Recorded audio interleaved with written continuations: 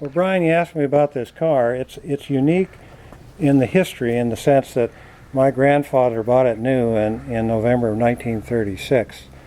And he drove it a few years until about 42 when he passed away, and my dad went and picked it up in Minnesota.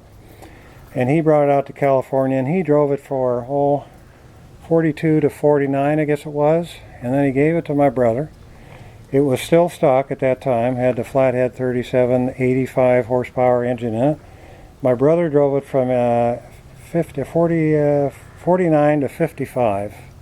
And at 55 he got a 55 Ford, and he gave the car to me. And once I got it, I drove it for a while as a stocker, but of course I couldn't stand the stocker, so I built it up. And I've built the car about 4 times. It's had a couple of different motors in it. It had a real powerful flathead, 3/8 by 3/8 flathead in it. It outrun anything for an eighth mile.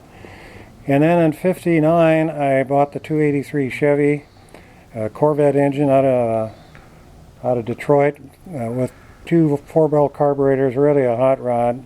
Attached it to a 4-speed transmission and a Chevy rear end, and it'd really move out.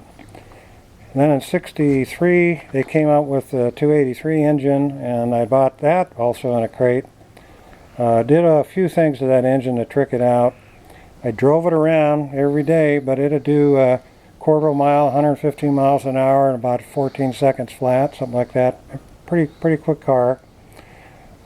Dated in it, went to college in it, drove it cat every day, complete driver. It was fixed up very nice. The way it is right now is unique because it has all the high-tech undercarriage, independent suspension, coilover shocks, disc brakes, power brakes, air conditioning, electric windows.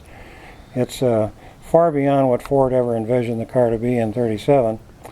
But it's been a great car, and at this point in my life, as much as this is meant to me, I just feel like it's time to move on. I have a lot of sentimental attachments to it, but I think anybody that sees this car and understands the history of it should appreciate it, because it's been registered in my family name for all these years, and I don't think there's many cars around that are like that.